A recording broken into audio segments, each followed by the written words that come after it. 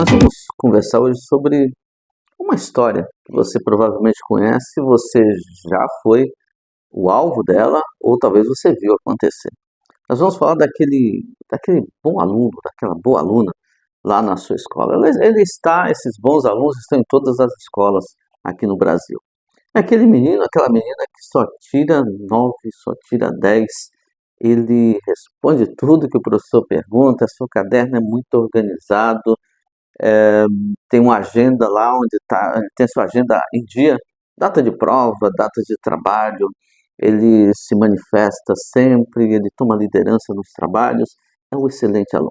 O seu boletim é pesado, é 9, 10, 9, 10, e em todas as matérias. É o aluno que pensa, uma vaga na faculdade é minha, na universidade, eu vou passar no Enem, eu vou passar numa boa universidade, num bom vestibular, com certeza.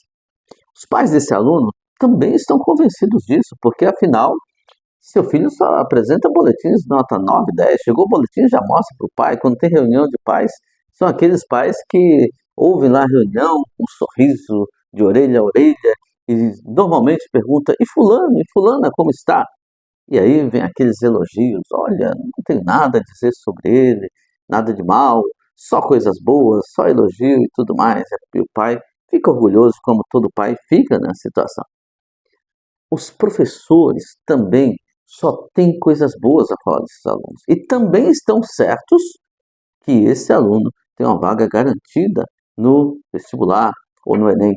Até nos conselhos de classe, talvez sejam aqueles, quando chega naquele nome, fulano ou fulana, esse aí, e aí vem aquela lista de elogios e de coisas boas que esses alunos fizeram e realmente fizeram durante aquele bimestre, aquele trimestre ou aquela unidade, dependendo do lugar do Brasil onde você esteja. Bem, essa é uma história que você conhece, talvez você foi esse aluno ou essa aluna, talvez você esteja atualmente sendo esse aluno ou essa aluna aí na sua escola, talvez você seja pai ou mãe desse aluno ou professor como eu, de alunos como esse. Mas eu queria te contar uma outra história agora.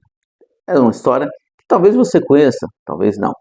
Na verdade, essa história foi contada para mim por um professor, o dono de uma escola, lá muitos anos atrás, aproximadamente em 2002, 2003. Professor Hugo Luciano Dottori, ótimo professor de matemática, especificamente de geometria, excelente professor. Aliás, se alguém aqui no canal lembra do professor Hugo, conheceu e conhece pelos inscritos que eu tenho aqui no canal, e souber, tiver alguma notícia, fala comigo, deixa aí uma mensagem, ou nos comentários, ou na descrição vai ter o WhatsApp, você pode entrar e falar em particular comigo, gostaria de ter informação, né? Antes de entrar na história que o professor Hugo me contou há décadas atrás, se você já é inscrito aqui no canal, aproveita, já deixa o seu like, se prepara para compartilhar essa história com outras pessoas, né? E deixe seus comentários. Diga o que você achou, se gostou da história, se não, faça o que você quiser. Se você ainda não é inscrito, escute até o final e depois, se você achou interessante, se inscreva, dê o seu like, comente e também compartilhe com as pessoas que você acha que precisam ter um bom resultado, um bom desempenho, ou no ensino médio, ou então no vestibular, no Enem. Então, o professor Hugo começou há 20 e poucos anos atrás, me chamou e conversou, escuta, quais são os alunos que nós realmente temos chance de colocar na USP nesse ano? A USP, para quem não sabe, é a Universidade de São Paulo, uma das melhores universidades do Brasil, da América Latina, e é o alvo da maioria dos alunos, né? O vestibular da FUVEST, um dos mais concorridos do país, com um número grande de candidatos para poucos que realmente vão poder entrar. E ele me perguntou, e eu disse para ele, tínhamos lá uma lista de muitos alunos, eu falei, olha, pelo que eu conheço da FUVEST, pelo que eu conheço desses alunos e pelos cursos que eles pretendem, fulano e fulano, eu acho que tem alguma chance, sim, de poder concorrer ali de igual para igual. Mas há outros alunos que têm muitas chances em outras boas universidades, em boas faculdades, seja pública ou seja particular. E aí ele me disse assim, você conhece, já te contei a história do coelhinho? Porque o professor Hugo contava muitas histórias. Eu falei, não, mas do coelhinho eu não conheço ainda. E ele me disse assim, essa história que eu vou contar para vocês agora.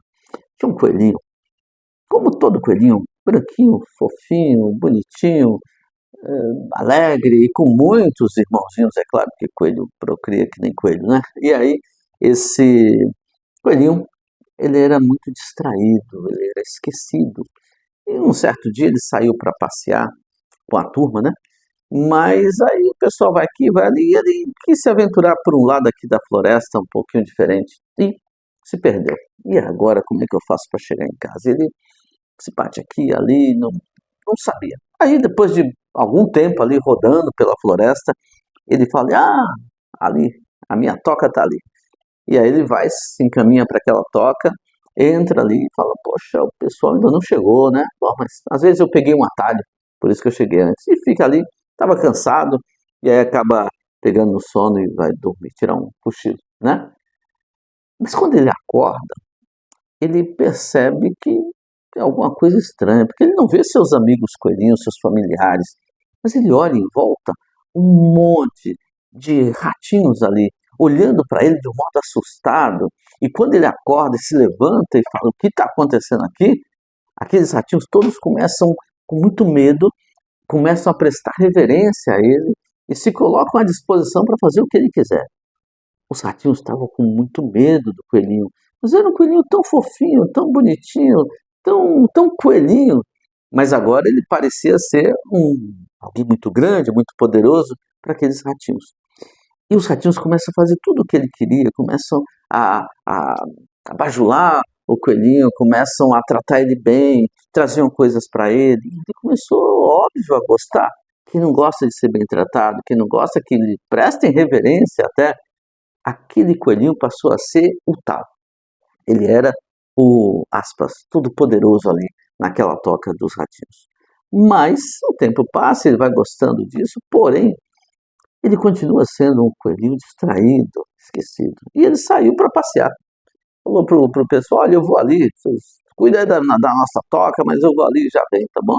E aí ele se perdeu. Se perdeu de novo, e procura ali, procura aqui, e agora, rapaz, como é que eu faço? E aí, opa, a minha toca tá ali.